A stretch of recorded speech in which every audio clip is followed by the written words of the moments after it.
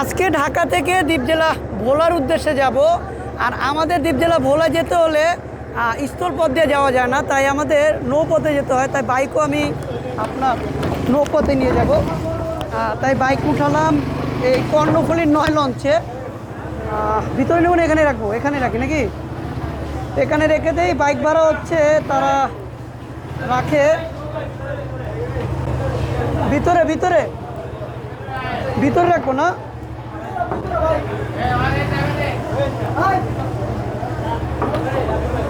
তো ভিতরে রাখবো বাইক। আর দ্বীপ জেলায় ভোলায় যেতে হলে আপনার স্থলপথে যাওয়া যায় না, যেতে হলে আপনার নৌপথে যেতে হয়। আর দ্বীপ জেলা ভোলার সর্বশেষ লঞ্চ হচ্ছে আপনার 10টা 45-এ ছাড়ে।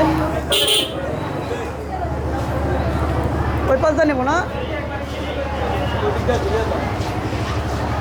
তো দেখেন কত ঝামেলা। আর এভাবে ঝামেলায় পোহাতে হয় আমাদের দ্বীপজেলা ভোলাবাসীদের, মাথায় যেতে হবে।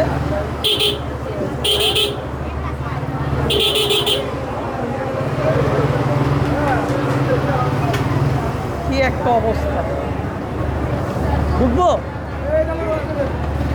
শিওর।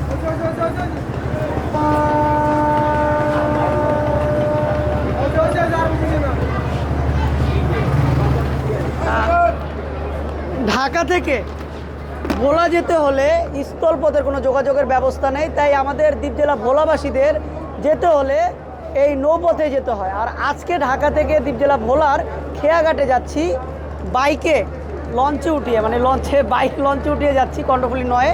আর বাইক ভাড়া হচ্ছে 300 টাকা, তাই তো? বাইক ভাড়া নেয় হচ্ছে 300 টাকা করে, আর ডেক ভাড়া হচ্ছে 300 টাকা, মানে সর্বমোট 600 টাকা ভাড়া। না, ভোলার ভাড়া 300 টাকা।